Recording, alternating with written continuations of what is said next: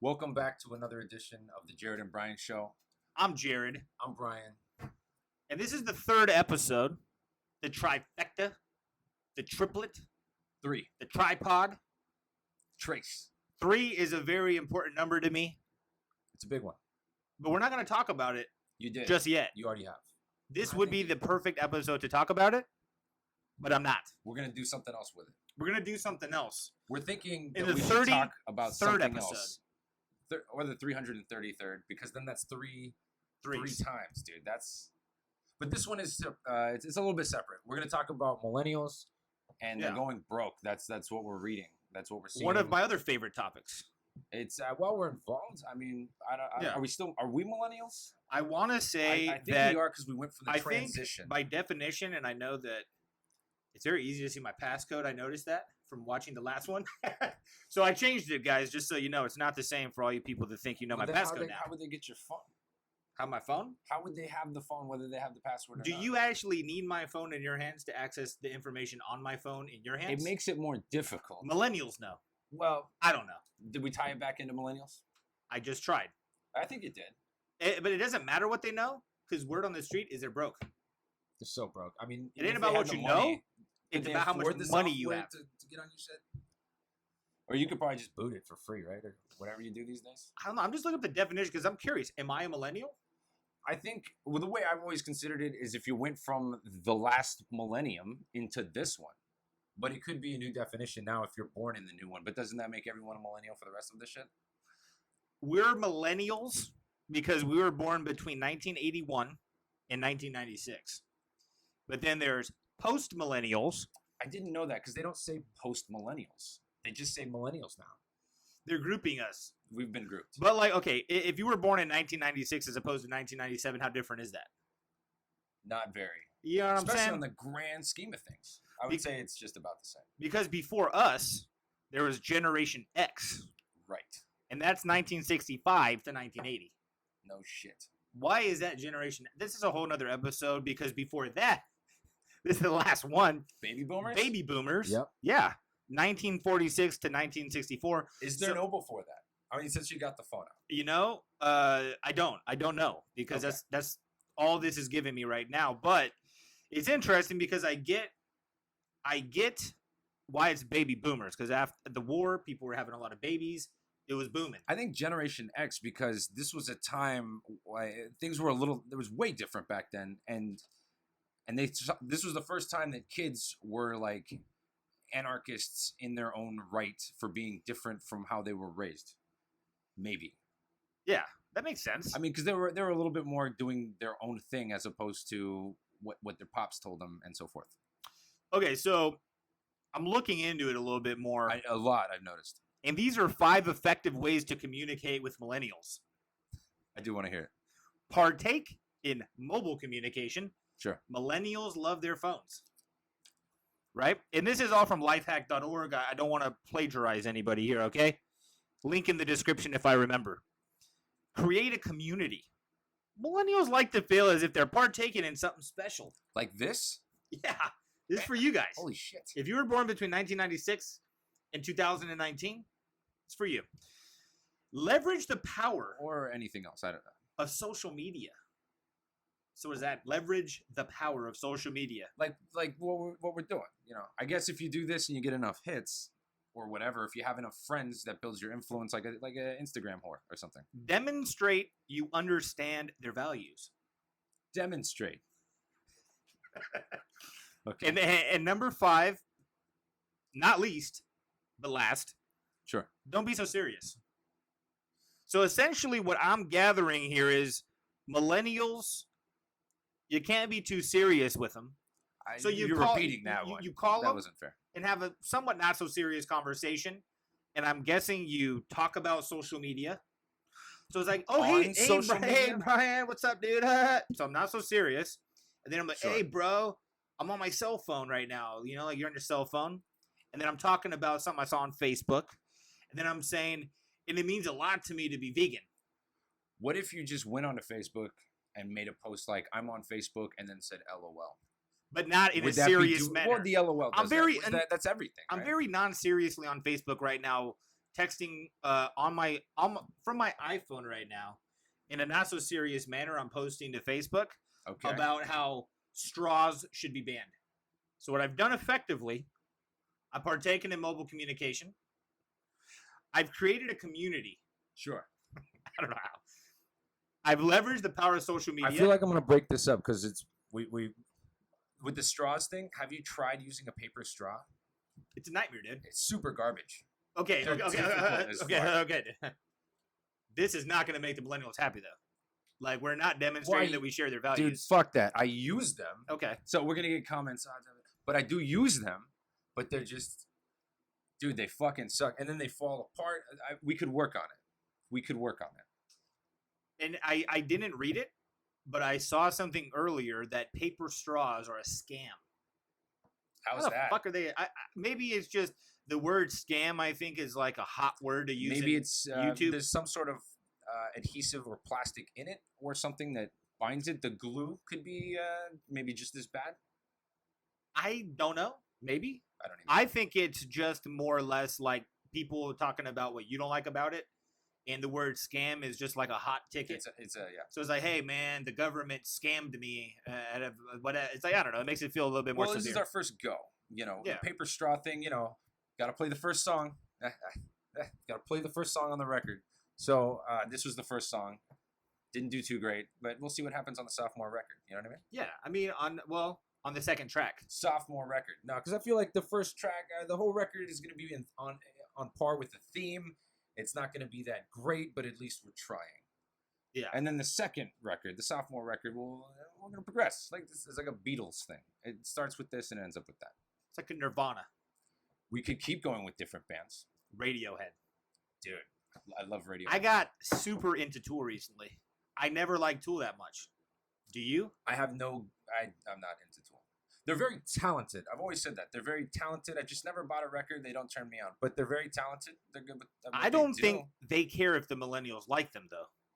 Well, so we shouldn't even bring them up.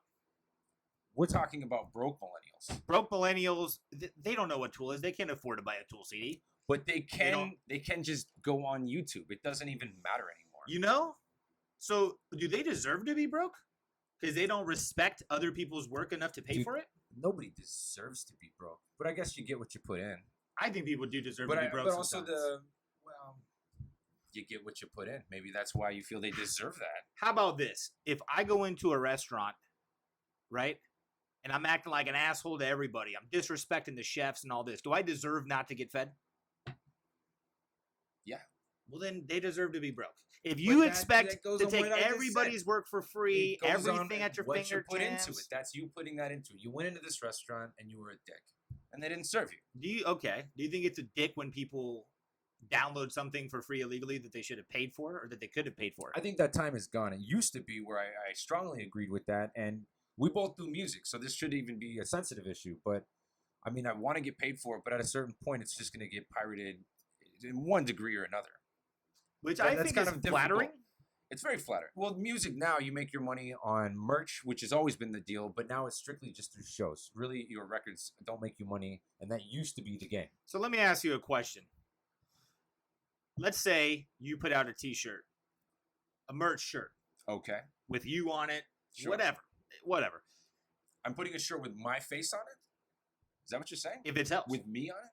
Whatever, dude. A name of a song, a logo, whatever it is. That's an arrogant t-shirt. You designed it. You paid to get it printed. You did all the work, man. You spent hours and hours and minutes making this logo. And then I decide I'm just going to make the same shirt and sell it for way less. I'm going to give it away. That happens all the time.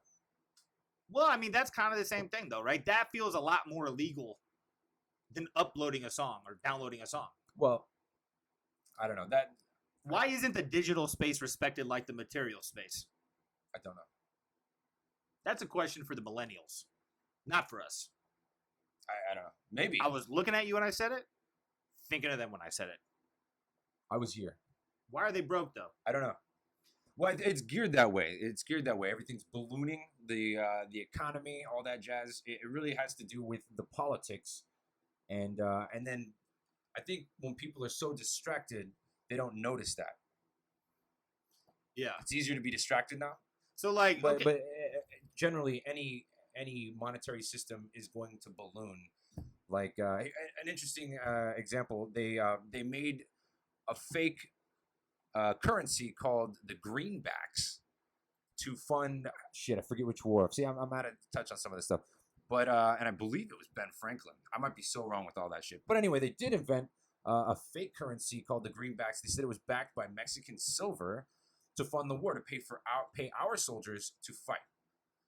And it didn't exist. It was fake money. And it ended up being that they had to spend, don't quote me on the exacts here, but like, hundreds for eggs or something. The money ballooned so quickly, and that was the idea, that they could pay these soldiers. They could do the job, feel like they're getting paid, use it as actual legal tender, even though it wasn't legally tender, but they believed it was. And then it was made to implode on itself, and then no one would have to pay shit, but they paid the soldiers who did fight in the war. It's very interesting. So wait, when did it come to light that this was fake money? When soldiers got it and then started to use it? I wish I had that exact information, but this was hundreds of years ago, a couple hundred years ago. Again, I'm out of touch on the exacts, but it was just a good example. We can't nail down any details necessarily, but they're called greenbacks. Just look up greenbacks. And it was backed by, I believe, Mexican silver is what they said, and that's what was written on the note, and it ballooned on itself, and then the government wouldn't have to pay for it. It was a government-issued project specifically to fold on itself. I wonder why Mexican silver. I don't know, because I think it was within time of. I don't know. I'll stop talking because I would prefer to say the right things. But that's an example of how all economies will do that, even on a real extent. They just knew that this existed, and it would balloon quicker because it wasn't backed by anything. Just like now, our money isn't backed by gold. It's backed on the promissory idea that digitally that money is yours or exists. But really, all the money that exists, I believe, is 3%. Of the money physical tender. Physical legal tender exists 3% of what is out there if that digitally, even if that and actually because I took a job a while back and it revolved around gold and silver. I'm not gonna get too into it. That's for another episode. We could talk about all kinds of crazy shit with that job, but I learned a lot about money, and it's called Fiat Currency. Basically, it's just promissory notes. It's money that really has no value. Like, every time a dollar is printed, a dollar loses value. You know what I'm saying? That's the whole thing. It's built out of debt. So if we want a dollar, we have to build a dollar based on a dollar and debt. So you get your dollar, but there's a debt attached to it, and to pay that debt off, you need to create another round of dollars to pay that debt and those dollars off. You know what, though? Yeah, so it's pretty crazy how it's literally a game of like musical chairs with currency, and there's always someone who loses. And just for the viewers, because I knew what you were saying, because I'm super in tune with what you were saying, but for people that didn't understand it, it was pretty cut and dry. It was pretty cut and dry. I think I could make it a little wet and juicy, though. And a little bit more elongated. Well, let me sit back and enjoy. Sit back and enjoy. Wet your lips with some water. So the way money is created, basically, is by loans. So I'm a bank, right? I'm Bank of America. The Federal Reserve is this wall, behind this wall. You need money. You need a loan for $100 million, right? So you go to Bank of America, and I loan you that money at an interest. And I say, yeah, but you got to pay me 5% interest. So basically, I'm getting back an additional $5 million on my loan, right? Mm-hmm. So the way Bank of America gets the money is I go to the Federal Reserve, and I say, hey, I need like $5 billion. And the Federal Reserve says, okay. They transfer me digitally $5 billion, right? Digital. That's why physical tender really doesn't exist anymore. So $1 billion or $5 billion of digital money goes into my account, and I say, cool, Brian, here, digitally, here's $100 million. All that money it doesn't exist. That doesn't create currency. What creates value in currency is that $5 million that you paid me back. Right. Because I pulled this money out of thin air, and then I gave it to you. It's all between the treasury. The $100 million never existed, but the $5 million is the liquidity aspect of it. Right. So, like, right now in the United States, there's, like, no liquidity. Like, there's no interest rates. And I'm bringing all this up because I'm curious. I don't know exactly if it's opinion of yours that millennials are broke. No, that was something that was read, and that's why we talked about it. Gotcha. So I'm wondering if within what you read, do they talk about are millennials taking out more or less loans? Well, they're doing less of everything. Because that's bad for our economy. Here's the thing too. This is its own subject, but we have such a fucked educational system where we send someone who wants to go to school via grants or loans, and then they have to pay these loans, mostly loans, not grants, and they have to pay that back, and they end up going on like it's a house they spend the next 20 years paying off a little bit at a time for some of these degrees. And that's what's helping them get broke. Is they're investing more into their future because that's what they were brought up to believe, that the college and the American dream and all that. But then when they actually go to do it and they go to school and they get the paperwork to say that they can do this job, when they go out there, there's no job to do it, and then they get broke because they're still spending money on this degree that they thought would save the day, and then they're out here with the degree that's giving them nothing. They have no job, so now they have to just work at fucking like Walmart or wherever. Which is a great company to work for. It doesn't. No, matter. It doesn't matter. It's not. Wherever they work, it's not what they wanted to do. Is. It's not what they went to school for, and now they just spent money on it, and then they owe money for that. That's just one reason and one way that they're being fucked, and it's way higher than it used to be, and it's just ballooning on top of it.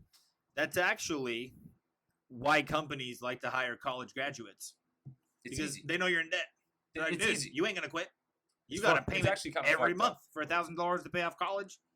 I'm only paying you $1,500 or $2,000, and that's why they make a little bit more, because they got overhead. You know what I mean? Like someone that didn't go to college doesn't have college debt, so they don't have a college bill every month. Sure. So them making 10 cents less is them still keeping way more money. So you add that in, and then you add everything is raising. Like the rent is crazy where we are. We're in a bubble. It's extremely high, and it's hard without statistically they say you need on average about 2 incomes per household, unless someone is just swinging and they got big money. For the most part, to live comfortably, you need to do that. And something else I had read is people taking side hustles. Like, if you've ever been in an Uber, they all say, I got a job, but I do this for a little extra cash. But because they have that, they now have more in their household. So because there's more per household, you can raise the rent even more. And it's kind of just this wheel. It's a snowball effect. So there's a lot of plays on it. But I do believe that they are broke for these reasons. And it's not even their fault. They've been set up to fail. And just imagine what it'll be for their kids and so forth. Well, unless it's addressed or something. Maybe the whole plan is just to crumble the system. I don't think why. Socialism. Communism. Because if the whole system crumbled, it'd have to be rebuilt again. But that with a society, it's easier to build on dirt than gravel. Deep, but it's not dirt and gravel anymore. It's a full-on like booming society. To do something like that sends shockwaves through the system. Really, the monetary system and the whole world is a very sensitive fucking web of everybody leaning on each other. So if you have one, especially someone like a giant like the States, if they were to crumble, that would just have an effect on everybody. I don't really think that would be the aim. It's possible, but I don't see the trajectory. I think our biggest contribution is we buy a lot of shit. That's true. That's pretty much it, right? We're just the largest consumers in the world. I believe I don't know if anyone else, maybe like China or maybe Japan or what. I don't want to speak wrong, but yeah, we're definitely the largest consumers of outside sourced products. That's true. Do you know what I'm saying? And the products are going down too, which is something we wanted to talk about. And the product quality is not the same. You know, have you ever gone to like your grandma's house or something, and they still have the couch from like the 50s or whatever? You couldn't do that now. A couch is dead, and I just bought a couch last year, and that shit is done. I already need another one. And we're not jumping on the couch. I will. Okay, just to throw out there to play devil's advocate. Sure. If you go to your grandma's house, she also has plastic on her couch. She takes care. Well, I'm saying for the most part, though, people used to take a lot better care of their shit. There was more value to it. It wasn't, I will order this on Amazon and have it tomorrow. This was something that they had to work really hard for. And now you can get it for so much cheaper. So it's not like I had to work really hard to get this. It's just we need a fucking couch. So let's go get one. And I think it's also the value of how hard it might have been to get something back then. Like a lot of these older people came out of the Depression. They had no money. So when they bought stuff, it was a lot more than just something to fill a temporary space. These were like permanent fixtures that they needed. They didn't look at materials like we do these days, I don't think. I don't think in the 40s anything was bought to be thrown away within 5 days. No, it was expected to last. It was expected to last. And like, whose fault do we think this is? Like, because I have a couple theories. One of my theories, as someone that buys products from China, or I did at one point, I always wanted for cheaper. Do you know what I'm saying? And I wasn't really I was the kind of person, You want especially it for cheaper, or you wanted a well, bargain on like something? like when we had the business going, my whole idea was always I want to get it for less so I can sell it for less so the consumer can buy it for less. Do you know what I'm saying? Mhm. Like I want to be able to offer a product and like wake people up to they're being ripped off when they buy other products. Like, oh wow, I should buy this. You know what I'm saying? It's way cheaper and it's the same thing. But we did want quality. That would You be a do difference. want quality. I would say some of these companies aren't necessarily interested in that. They figure if I get it out and it breaks, you'll buy another one. Like the computer example, you know. so like exactly. And in the scenario I'm talking about, the profit wasn't the main factor. The main factor was the volume. I wanted the goal, a lot of pieces to be moved. This seemed like an idea, but most companies, they have the same ideology without the end goal being to give the customer the best price. They want the best price from China, from wherever they're having it manufactured. So the margins are sky high through the Sure. roof, right? So That's what they're aiming for. So I think but it trickles to the consumer because the consumer wants to pay damn near nothing. Inevitably. Like Amazon is making things so cheap these days. You know what I'm saying? So like if you really go for the cheapest price you could possibly find, are you expecting the highest quality products? Well, I think that's different too. Sometimes going with the Amazon example, you will buy something knowing that this is not a forever bit. This is something that I'm going to use. It will last us a year, 2 years, and then we'll just get another one. We'll let the Give me an future example. us's think. I don't know, like I don't have it. Okay, a bed frame.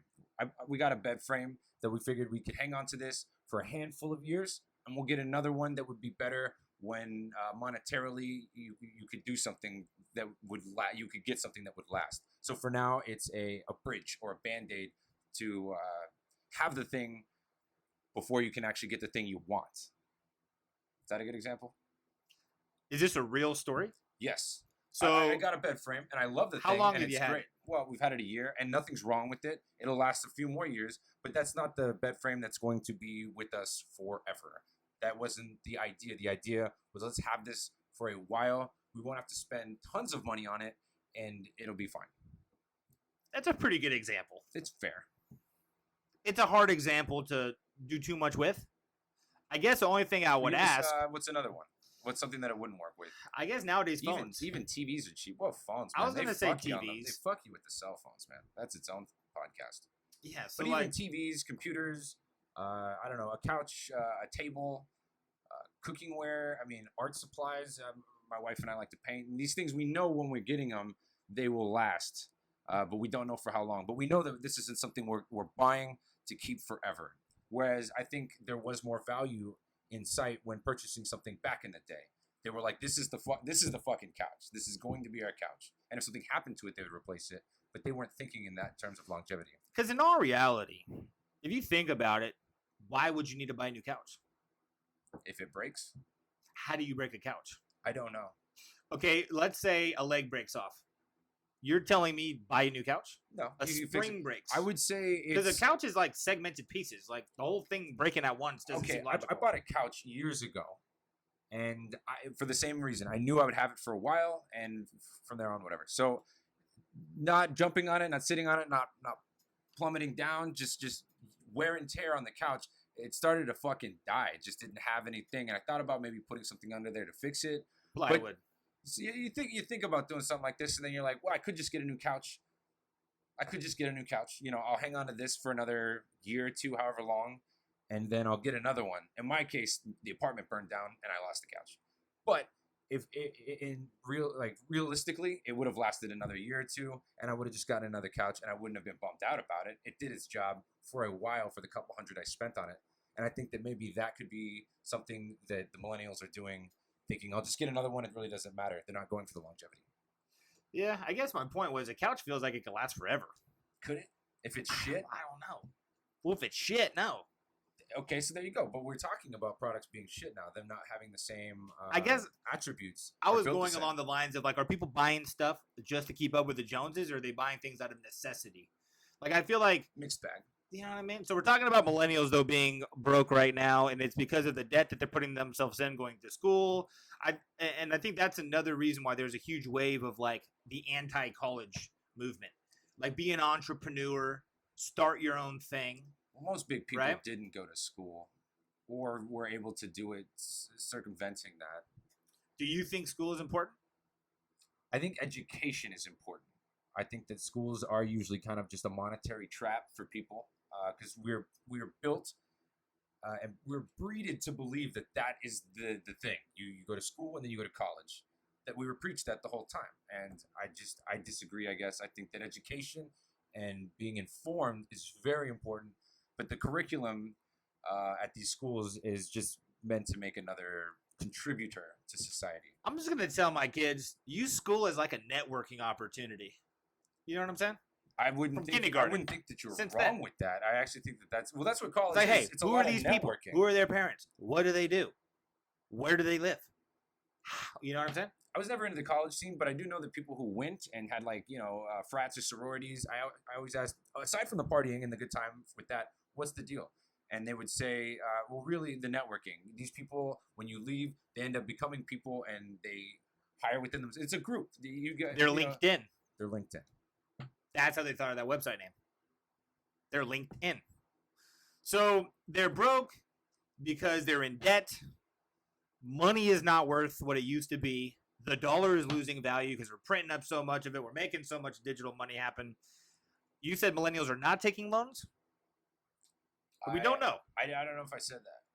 No, that for school or in what aspect? I guess, yeah, that'd be right for school. For school, yeah, and for other things, yeah, because we have more entrepreneurs. You know, if you wanted to start a T-shirt company or something, or start your own record label, you know, some people would just, do some work to get it. Some people would think, let me get a loan to get it. So maybe with all that entrepreneurialism, did I say that right? If it's not a word, it needs to be one.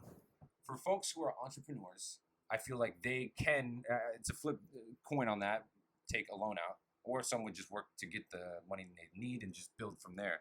I guess it depends on the aspirations of the individual. How entrepreneurial they really are. No, I agree. I hope that millennials aren't as broke moving forward. You know what I'm saying? I don't think people should be broke. I think that, well, unless they deserve it, as you said, right? I don't think people should be dicks. I think this is something, agreed. I think this is something that also could motivate us. You know, it could be not a red flag, but something that gives an awareness that this is something that's happening, and maybe we could work on the structure. I agree. I think that's maybe a reason why people are so hyped up on the Yang Gang. Yang Gang? What is that? Yang Gang? Andrew Yang. Universal that? Basic Income. He wants to give everyone $1,000 a month. Oh, okay. I know what you're talking about. It was out of. I know who you're talking about now. Yeah, I guess that seems gimmicky, and he says it's not a gimmick, but then doesn't explain why. But I mean, I think that everyone should be given their fair shake. So, but I mean, I haven't heard his fair shake. It just says 1,000, but it's not a gimmick. So I don't know what to do with that. It's basically taking all the money that large corporations are circumventing around taxes with, and they're giving it to these people, and product cost will raise. You know in what order would be to tight price it. is if they just fucking fix the potholes, bro. If they use that money to fix potholes and like better some of the shit that's going on, those trash cans that are full at the bus stops, helping some homeless people. I think it could go to something else than me getting $1,000 fucking dollars. Maybe filtering everybody's house water. Shit, dude. That's another thing I wanted to talk about was water. But yeah, that's another thing. That money could go somewhere. I think it's extremely gimmicky if it's just I get $1,000. That would be sick to get $1,000, but it'd be sick to have clean water, the potholes filled, and no garbage at the thing, and some homeless people being taken care of. I agree. I'm curious to see how the debates go. We'll see. Hey, leave some comments. Let us know what you guys think, and any other suggestions of topics that we could talk about, and we'll jump on. Yeah, so that was us just digging into millennials a little bit. Or post-millennials. Or for them. For the millennials. Which, we don't want you to be broke. But anyway, this was another episode of the Jerid and Brian Show. I'm Brian. Don't go to college. That's kind of the takeaway. I'm just kidding. This was the podcast. We appreciate you guys watching and listening. And we'll see you next time. Thanks for tuning in. Cheers.